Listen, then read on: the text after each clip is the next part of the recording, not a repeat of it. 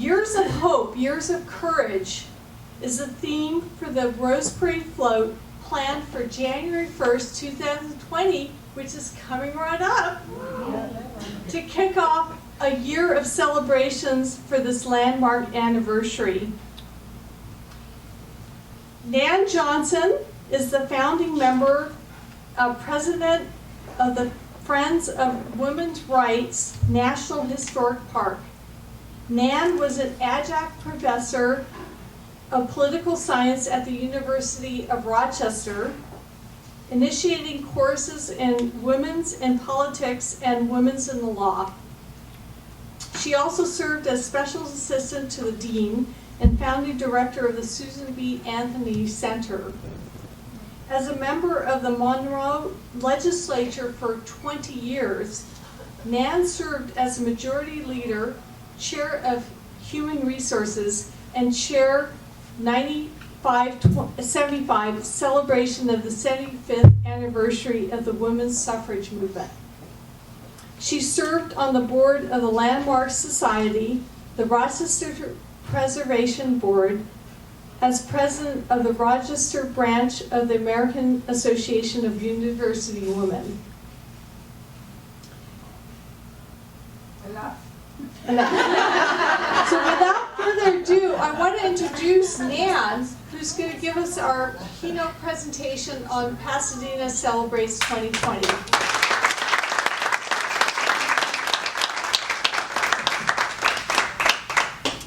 Thank you all. Let this 90-year-old lady totter up here and say,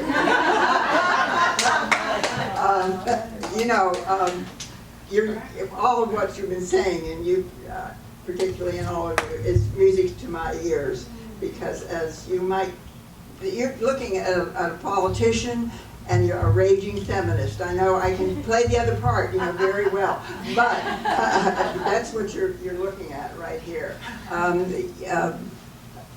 And this lady has been helping me. That's Spence right there, and Dr. Johnson right there. We have been working to get the float. It's a work in progress, as I tell them democracy is too. Let's remember that. If we're ever going to remember it, this is the year to remember. But I'm just going to say a few things to you. I gave a keynote speech for the National Women's History Alliance in San Diego in January, and we had a great time there. And I will say a few of the same things that I said there, but really the empowerment of women is, what I'm all about. And that's what I was about in Seneca Falls, and that's what as long as I can manage on 2 feet, which these two ladies from Villa Gardens help me do regularly, I'll keep doing it. I thank you very much for asking me to be with you. This is a great time to be celebrating. What a time with 2020 coming up. And what an anniversary that is for us. What a time for celebration. And that's what I keep trying to emphasize. Let's celebrate the fact that we did this, with all the caveats that we know happened and all the things that we didn't achieve. Still, we did get the damn vote, And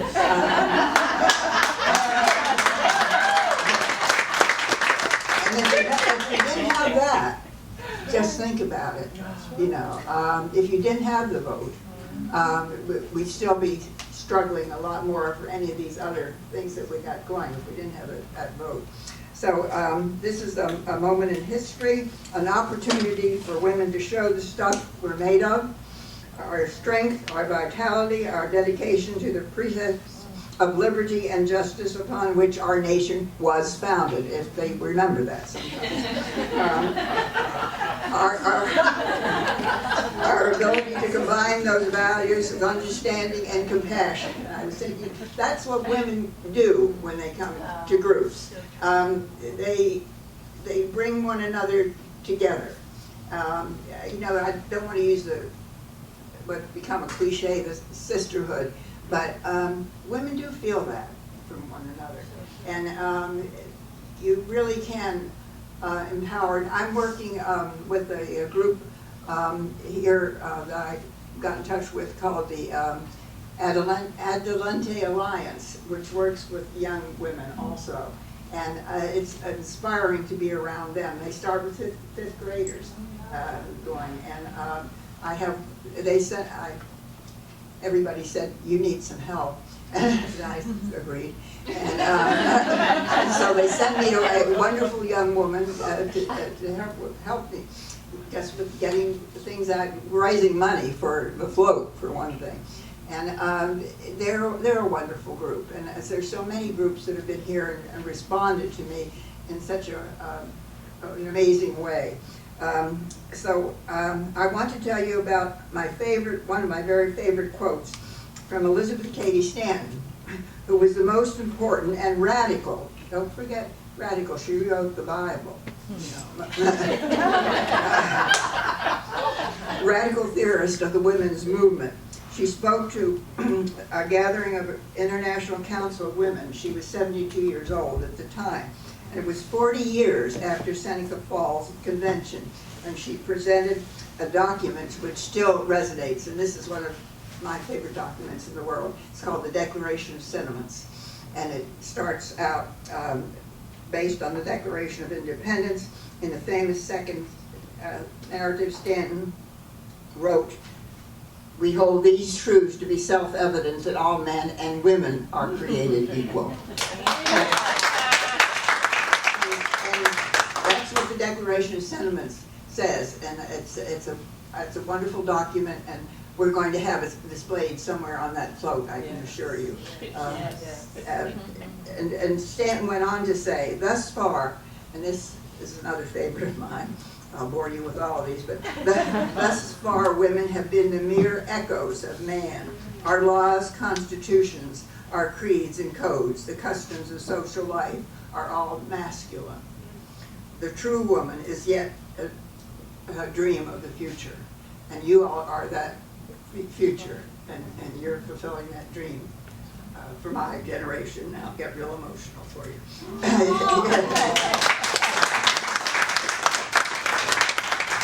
You are the women of the future. As we move into the 21st century, it's time to see just how far we've come and to look hard at the present day status and to determine what still we need to fight for and win.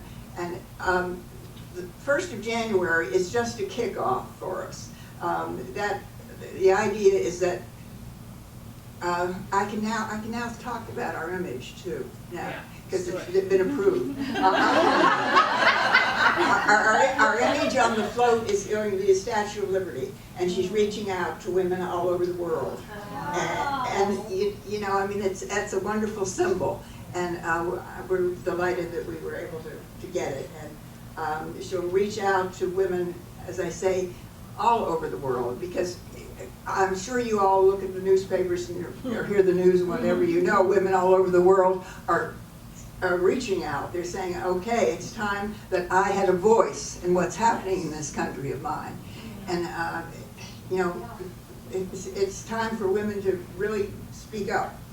You are the women of the future. As we move into the 21st century, it's time to see how far we will go.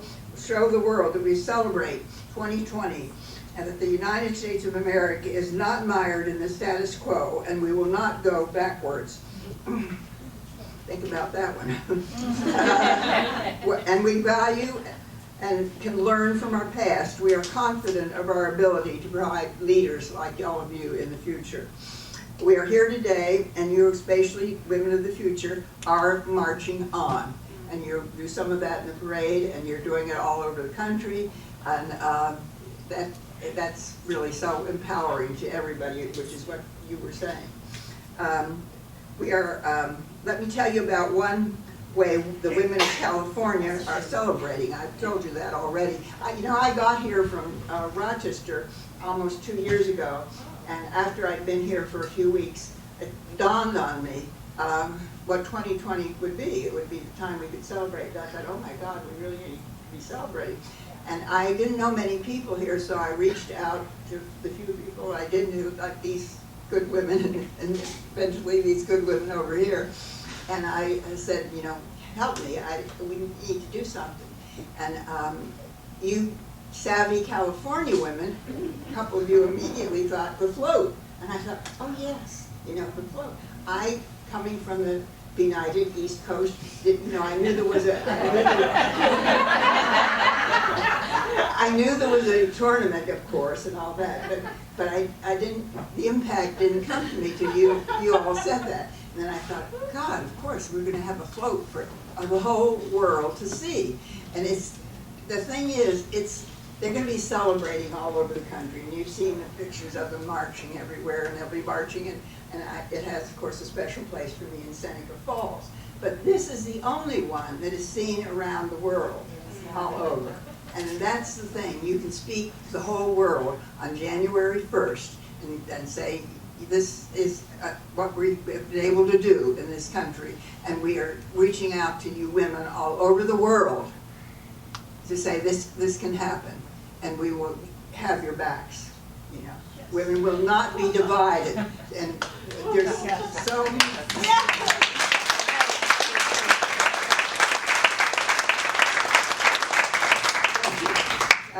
Pasadena 2020 seeks an opportunity to join with women and men in every state.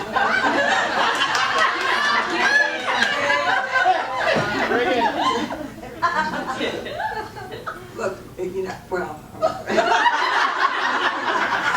It's okay, I promise Whit can handle it. I'm sure he can too. I have 9 sisters. Congratulations. Thank you. Wonderful. Yeah. They beat me. We will work together to try and dedicate ourselves to the words of the 19th Amendment and the place in the Constitution. And let me tell you that we did get our application for the float did get accepted. And, yeah, we had a lot of crossed fingers, I'll tell you on that one. But the tournament, the present president of the tournament is Laura Farber, you know, so we had a woman president there, and she really, you know, wanted this to happen, and they were so supportive of us right from the beginning, and that was just a great help. We were lucky to find again a wonderful man from the University of Rochester, with whom I've been friends for a long time. He's the regional representative of the university in California. And before I moved here, my daughter, one of the reasons I'm here, of course, my son and daughter live here. And I would go and meet with him every year, a couple times a year. And he said to me when he started talking about this, well, you know, I'm a member of the tournament. Sure. And he said, and then I thought, what? He said, I'm a white suitor. And of course, I immediately thought it's a hospital. You know, but he said no, so he made the introduction for me. And that was the start of the whole thing. And I got to meet Laura and Donnie, you were with me at that time. And we, they said how much it would cost. And Kyle and I are sitting in the front seat, and Donnie in the back, and said 200,000, 300,000. And Donnie was looking a little strict, and Kyle and I looked at one another and said, you know, for heaven's sake, that's not that much money.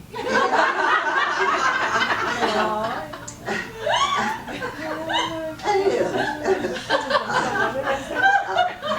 But I can't emphasize too strongly to you how much I want this to be a celebration, because then in the year following, what's going to happen, and it will, I mean, it's already, people are talking about this, then events of all kinds can take place, that we need to deal with the issues that we know we have in our society. But we can have symposia, we can have conferences, we can have dance and music and theater.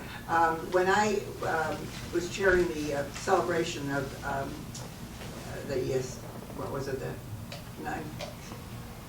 the Seneca Falls conventions, yeah, I was able to get the Eastman School of Music to produce the opera, The Mother of Us All, which is Gertrude Stein's opera. I don't know if you've ever seen it or not, but it's a lot of fun. And I would love to be able to have that produced during the year. And there's all kinds of things like that that we can do during that 2020 year that can bring the East and West Coast together too. Because, I mean, California and New York, come on, you know. It's pretty obvious, you know, how much we do work together on things. So I want that kind of thing to happen in 2020, and I'm really sure it will, and you'll all come. I want to share with you a couple of personal experiences of my own.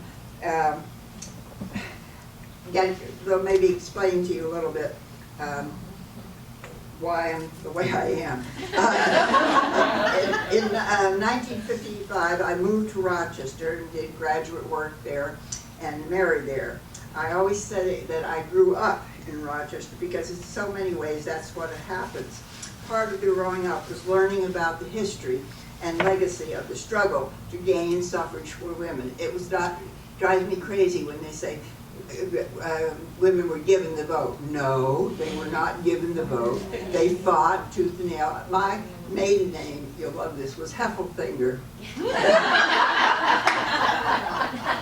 And I have a wonderful picture of she happened to be my great aunt, Kate Heffelfinger, who was in the suffrage movement and was beaten and force-fed, and I have a wonderful picture of her being taken out of, after she got out of the Virginia Friends prison in Virginia that has been made into, Yes. I never can pronounce it, Hawken or something like that. Anyway, there's a picture of Kate getting out of that van and somebody helping her out of it, and she looks like, you know, what happened to her. That women were not given the vote. Women fought very hard for the vote. And women still, in many places, including some places in our own country, unfortunately, are still fighting for the vote. Because, you know, it's not too... You know, when I went to apply to vote for the first time in Rochester, and that would have been 1950-something or other, they said you have to prove your literacy. And I thought, yes. And so I went home, and just to be really smart-ass, I took my diploma from Barnard, which was in Latin.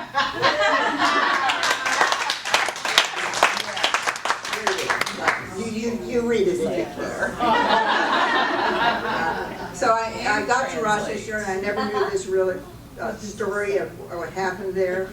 But by being exposed to that history, I had the opportunity to learn about the ties between those working for abolition and suffrage, like Frederick Douglass, and the legendary Moses of her people, Harriet Tubman, whose house still stands in Auburn, New York, a little town in upstate, who spoke thus of women's heroism in the battlefield. She was talking about women working in the battlefields of the Civil War. And she said, women there bind up their wounds and tend them through the weary months of suffering. If those deeds do not place women in man's equal, what do? She said. And that's one of her favorite statements. My voyage of discovery led me 50 miles south to Seneca. After I met my husband on the campus at the University of Rochester, and during our time together, we lived abroad twice in England. He was working on a Guggenheim one year, and I had 2 little children, and I was what they then said working. I was working not outside the home. I was working, but not outside the home. One never works at home. You know, you just work outside the home. But I had finished and defended my master's degree at the university, and previously taught American and comparative government at the night school. I turned 40 when we got to London the first time. And I thought to myself, I deserve a nice present. I'm 40 years old, I should get myself a nice present. So I took the train to London, and I went, it was about 30 miles away, and I went to, maybe some of you know the store, the high-end store, Aquascutum, you heard, in London, and I took myself into Aquascutum, and I really apologize for this now, but I got a wonderful beige coat with, I apologize, a wonderful big raccoon collar. And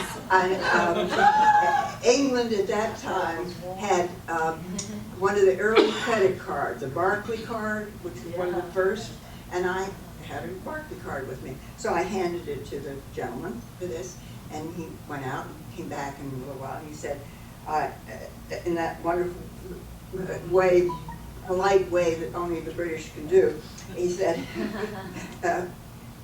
Madam, we need your husband's agreement for this purchase. You can imagine how that went over. I stormed out of the store and down to the little bank in Old Coulsdon and said, I want to see the bank manager. And then they said, yes, Mrs. Johnson. And he said to me, right, oh, Mrs. Johnson, you'll have your own card, of course. There's no problem about that. So, all right. So the next day I went in and to the Barclays, and they took my card and bought me the coat. And I thought, well, that's fine. But the point is, it took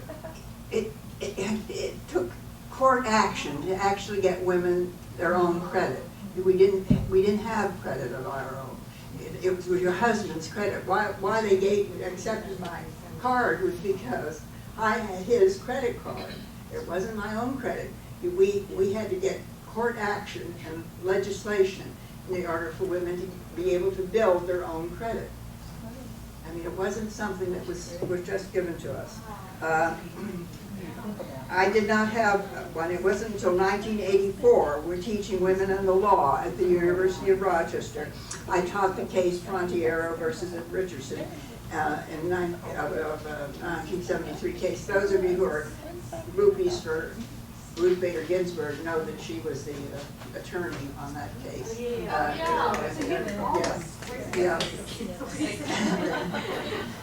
And the finding that discrimination based on the basis of sex in the armed forces, that was the case. A woman in the armed forces wanted to get credit advantages for her husband, and they said no, that wouldn't happen. That's how the case Frontiero versus Richardson got into the courts.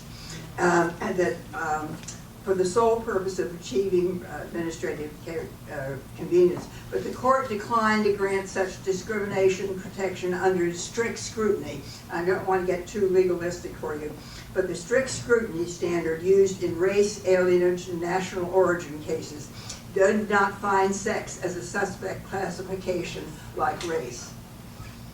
So it took a while. We had to get some more legislation. It took legislation by Congress with the Equal Credit Opportunity Act of 1974. And this could only happen because Congress passed Title VII of the Civil Rights Act in 1964, and they built on that. And that's how we got to have equal credit funding. The history of that legislation stands out for many reasons, but one that stands out particularly for me is a group of Southern congressmen added a clause to the amendment to the whole thing, and they said, let's include women in this kind of thing. And what they were betting on is that would be so outrageous to all the men that they wouldn't vote for it. The original bill added sex to race, color, religion, and national origin as a criterion for employment proposed on the last day of the debate on the bill. It was proposed by Representative Howard Smith of Virginia for the purpose of blocking the entire act. But the ploy failed. They miscalculated, or they couldn't count. And the bill passed and is today still a powerful, far from perfect tool to prevent sex discrimination in the workplace.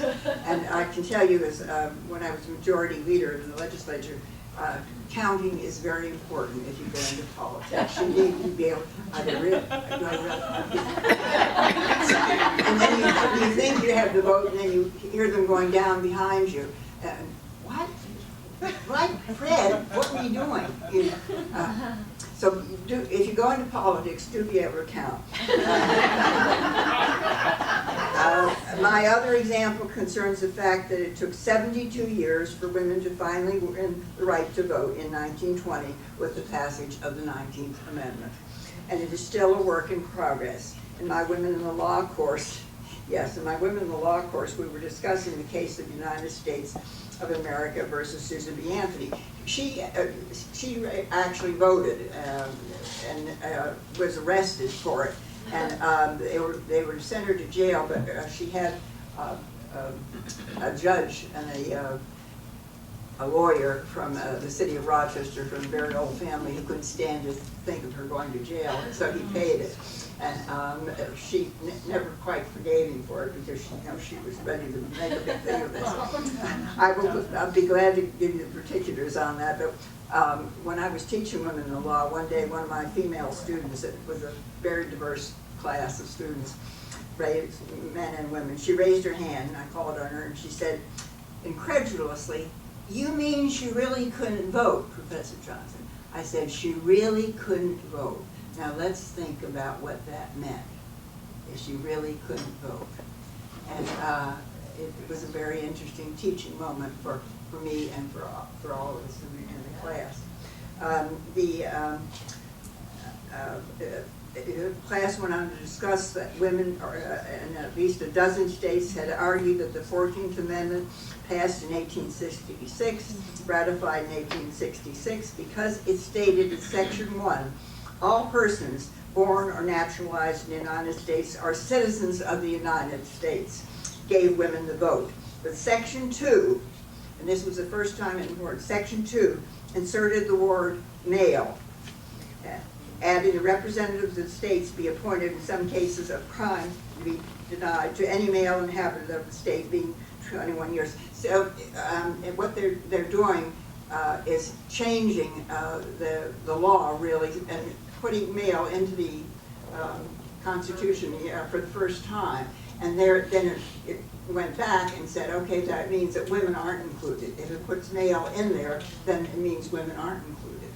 So that's what we had to counteract. For 72 years, from Stanton's Declaration of Sentiments in 1848 in Seneca Falls, and we celebrate that every year in Seneca Falls.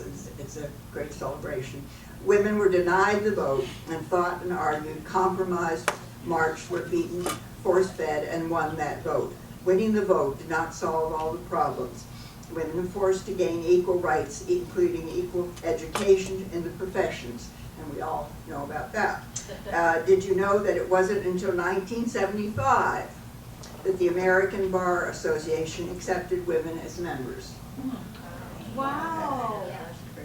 Yeah, the medical schools, my college roommate became a doctor, and the medical schools did a little that sooner or earlier. She didn't get the kind of reaction that I got in Cornell Law School, but she was able to get through, and you know that partly because it's all right if you're a woman to be in medical school because that's a caring woman thing, but male being a lawyer is something different. That's a dominance thing, and nobody gives up power easily. And if your power structure is mainly male, then you try to get into that. And women have now broken into the legal field, but they still aren't partners very frequently. And you notice that.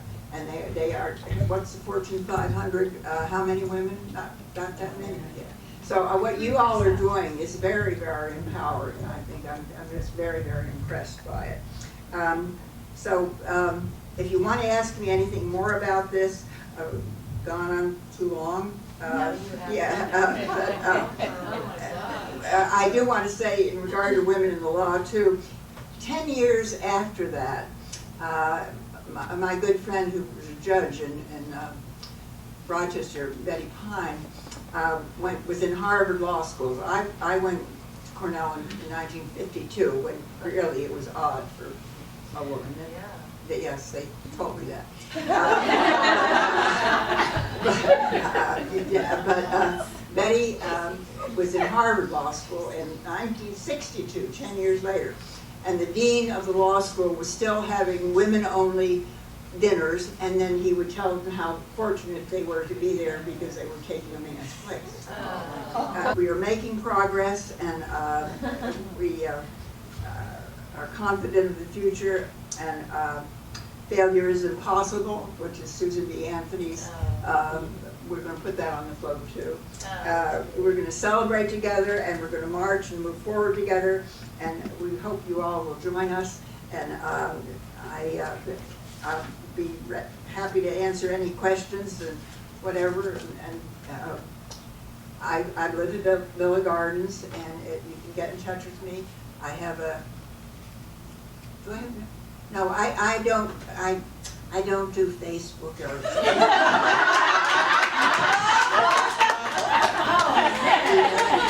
But I do have an email, and my email is it's Herland, HERLAND @earthlink.net. And Herland is the name of a very famous utopian novel by Charlotte Perkins Gilman, who was an economist. But her book was translated into like 12 languages. So it's Herland. Herland, HERLAND @earthlink.net, and that's my my email. It's been my email forever. It cracked me as old. I'm not sure why.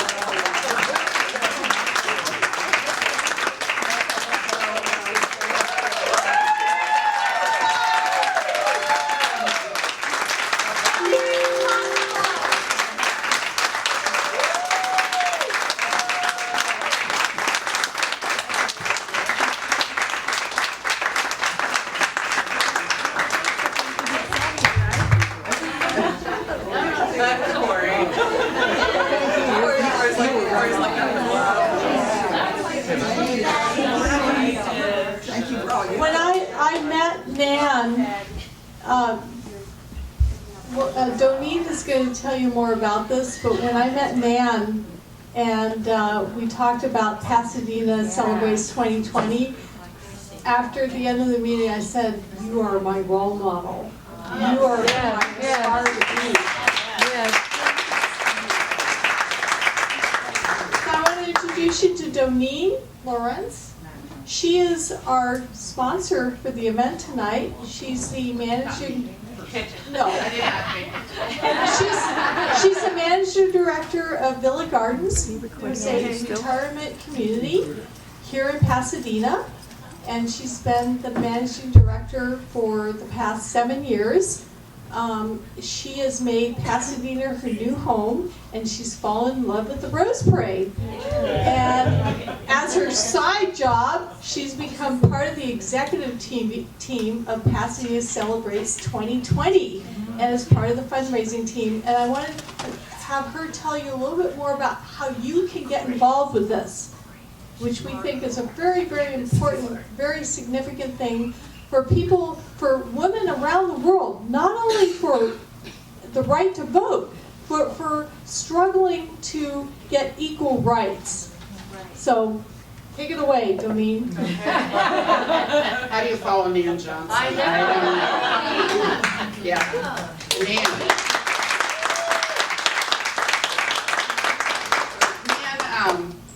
lives where I work, and I have the good fortune of working in this place with these amazing, inspirational people. Christina's mom lives at Villa Gardens. So, and I am not a women's history geek, and I did not have all this history knowledge that we just heard again today, or I heard it again, you heard it for the first time. But when she walked around and said, I knew of her history, when she walked around and said, we got to celebrate 2020, and handed me it was a newsletter, the National Women's History Alliance, and I said, okay, is it the election? What? You know? That too. But I followed her lead, and she gathered about, I want to tell you just a little bit about this group so you understand, because then I'll give you the ask. But it was 8 people sitting in a room at Villa Gardens going, how are we going to celebrate this? And talking about things through the year that we might do. And when the float came up, sure, let's do it. And then in October, I came to the meeting. She's right. That's funny because I didn't remember that part of the story. We met in this room with Laura Farber, the first Latino woman president of the tournament. First time, maybe second time I've been in this house. We're sitting in the room and there's staff. And I'm like, this is so cool. And we get in the car. Kyle Davis from Rochester University and Nan are in the front seat. I'm in the back, and I go, okay, 300,000. And they go, yeah. I go, is it doable? Can we do it? So it turns out now I'm the fundraising captain. I do have some, anyway. So a lot of people have joined us. We had a meeting in January with about 100 people local, including Margaret McCostin, who's the only female city council member in the city of Pasadena. We have lots of local support. It's been very inspiring, but very grassroots. Annette Spence has joined us from the National Council of Negro Women. Dr. Helena Johnson, you can see her this minute. She's joined us today, and they are showing some great support. They're reaching out to their, how many national members do you have? I think it's, I'm not sure, but we have 240 chapters, and there's Across the approximately nation. 50 women per chapter. And that has So done this marvelous work. She's been right there with me. So this is one example of very inspiring. But she also, to ask for national membership, she's, you know, when we talk about fundraising and who do you know, it's like, oh my gosh, they're asking everybody in the country. So we had a deadline recently with the tournament. So you want to know what it takes to raise more than just the money. There's a whole process. So we learned about the 300,000. We applied. We got accepted. Yay! And then we got to raise $300,000. So that was around March. We started fundraising. Very grassroots. We have a website. We have social media. We created sponsor packets. All this is on your table if you're interested. And we raised about $85,000. We needed to get to a halfway point by 2 weeks ago, right? A week ago? 2 weeks ago. And we were not there. But the momentum picked up big time. All of a sudden we've got interest from different groups. So we decided to submit a report to the tournament and say we think we can get this anyway. And we've kind of been sitting tight. And 2 days ago, somebody, I still don't know exactly where she saw us from, but a woman, local woman, reached out to her daughter who works for Fidelity Investments, and Fidelity is giving us a check for $75,000.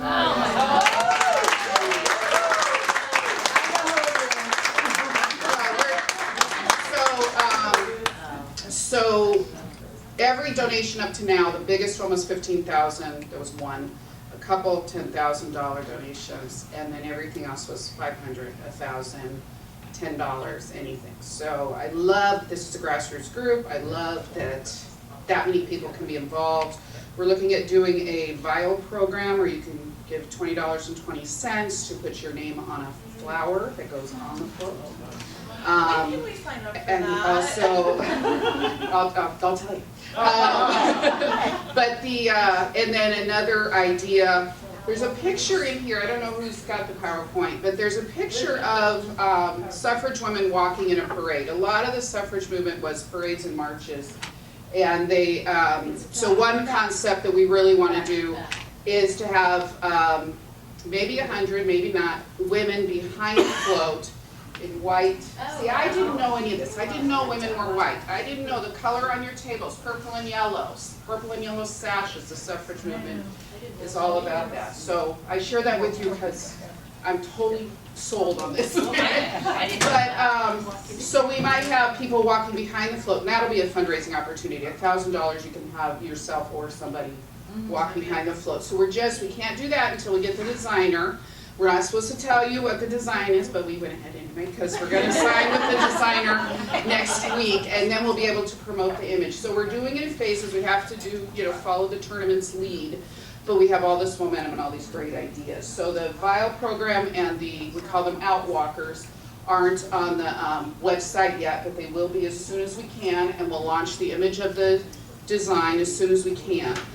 Part that I am very passionate about with this group, it was around January, we went to San Diego, and Nan did this great speech. And then soon after that, the New York Times came with huge, like, editorial after editorial about we cannot celebrate 2020 because not every woman got the vote. And this group got together and said, that's not what we're about. That's not, we have to know there is work to do, absolutely, but we cannot not celebrate that 51% of the population. And it took men to vote, so we are not exclusionary, we're definitely inclusionary. We've got the diversity in that, and Dr. Johnson are an example of that. And part of this float, when you see it, is part of it is that suffrage movement and celebrating what happened, and part of it is the future. And we want to make sure there's pussy hats on the and hashtags, and let's make sure we're acknowledging the future also. So if you're interested, this stuff is here. What am I forgetting? That's it? Okay, thank you. This is Christina's brainchild to invite us here, and I think just it's such a good fit, and hearing what AWC does was really exciting for us, so thank you for including us today.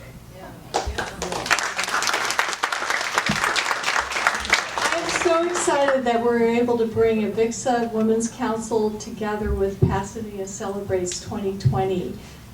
I wanted to, before we conclude, see if there are questions, if there are things that you want to ask Nan or Doneen as far as Pasadena 2020 or the history of the women's suffrage movement.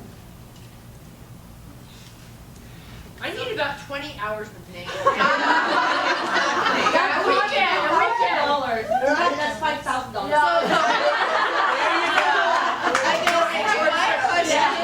My question is Nan, what is your mileage restriction on traveling? Because there's all kinds of places I can think of Honey, that you should I go. know, and I you know, I am, I'll be 90, you know, not too far, and I'm pretty, you know, good, but I realize, well, I realized today, because of the doctor, to do that, and so is Lizette Villalobos, who's my helper from the Adelante, and I couldn't do it without them, and I know because I get excited and then my blood pressure goes up. Everybody gets really upset, you know. So, and I do have a 93-year-old husband at home. That can get your blood pressure up.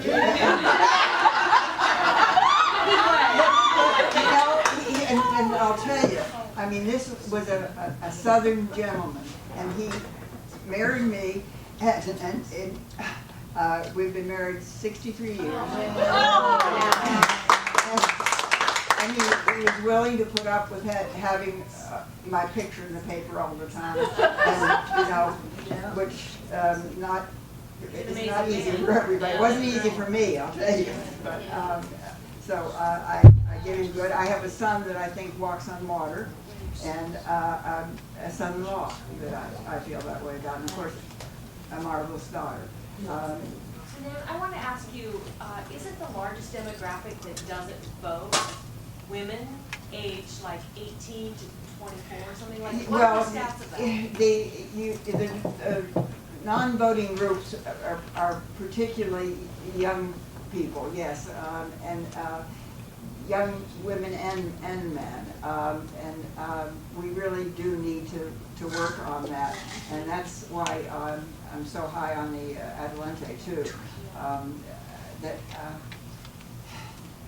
You know, we don't educate in civics anymore in the school. Yeah. We don't do that, and that's really a lack, so that they actually don't know how the government is supposed to work, you know, and what how you pass a law, and I mean, just the basics one would think of citizenship, you know, that we all should be taught, but we aren't.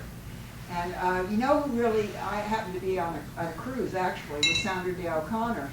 And you know, this is her big thing. There's a pair of girls. Oh, yeah, once I retired, I'm a swimmer. I used to be a swimmer. And so I have to be on this, it's a semester at sea. Oh, yeah. One, yeah, and Sandra Day was one of the lecturers on. And you know, she is very big on civic education and has an interactive, was anyway, an interactive on the internet, to teach civics. And she and I didn't always agree on things, but I really gave her good for that. So. I have one quick question. Yes, sure. So when the right to vote was passed in 1920, when did the suffrage movement start organizing? When did it Oh, come the up? suffrage movement is, you know, they talk about the beginning of the suffrage movement in Seneca Falls in 1848, and that's where the big convention took place. That's when Elizabeth Cady Stanton and Susan B. Anthony was not at that convention. It was a convention called by Stanton and some of the Hunt sisters and others. Again, that upstate Quaker community was very liberal and outspoken. And that's where she put it together, actually. It took a lot, but suffrage, you know, again, I don't want to bore you with this, but when I was teaching women in the law, there were no textbooks out because I started teaching it in 1983 when nobody was doing it. My son-in-law was then in law school at Yale, and he would copy the cases and send them to me, so I would be able to give the cases to my students. And it took, you know, one of the things I was going to try to tell you, when you go back into the history, really, of the British history, and women all over the world were working to get a vote, to get a voice, long before, really, long before we had Seneca Falls even. So it's not a thought lately. Women have worked for this for hundreds of years, really. There are a couple of Hollywood films that, if you want to not read the textbooks, that actually dramatize this. Oh yes, and you know California. Oh yes, yeah, thank you for reminding me. California, the Western women were ahead, you know, of the women in the East. I mean, it was 1911. California women died, and why we're going to celebrate why all the Western they did that because they were pioneers, you know, and they were needed, and so the men couldn't dominate them to the extent that they did. In the East, you know, the polling place was no place for ladies. That kind of thing. I have one more. Okay, so Doneen. Talk to Dr. Johnson. She's doing a campaign where it's $50 donation, and they want somebody on their float. We could fit, we think, we haven't finalized the design, but maybe 20 people.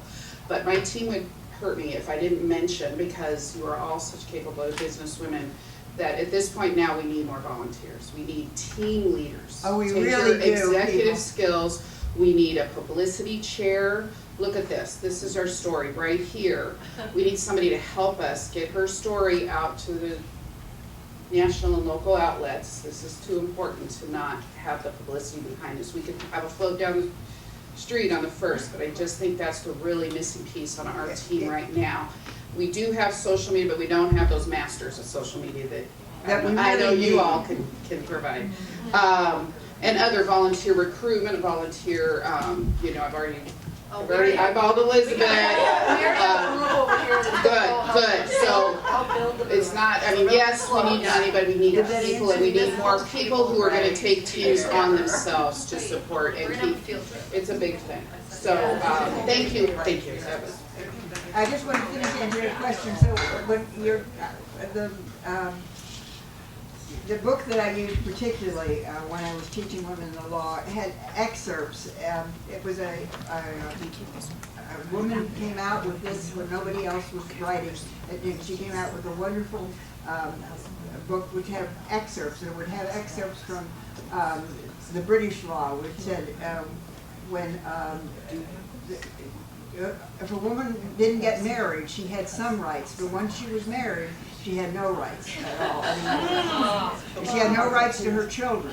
Her husband could decide. And you read these stories about women being put in insane asylums. Well, yeah. Because, a lot of that was because she didn't know her place.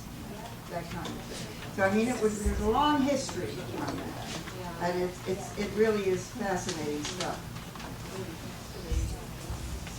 Thank you, Nan Johnson.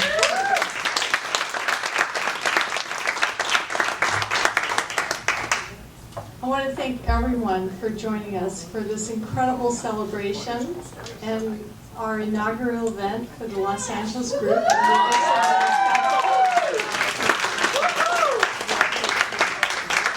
Once again, we want to encourage you to become part of our group.